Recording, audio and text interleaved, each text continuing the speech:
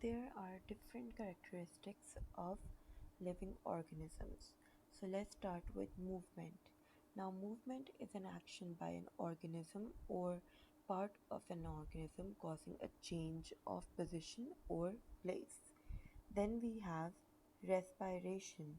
So, respiration is the chemical reaction that break down nutrient molecules in living cells to release energy for the metabolism. Then we have sensitivity or irritability. Now, it is the ability to detect or sense stimuli in the internal or external environment and to make appropriate responses.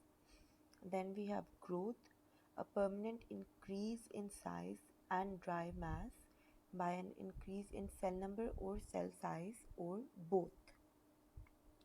Then we have reproduction. So, reproduction is the process that makes more of the same kind of organism. Afterwards, we have excretion. So, it is the removal from organisms of toxic material, waste products of metabolism, and substances in excess of requirement.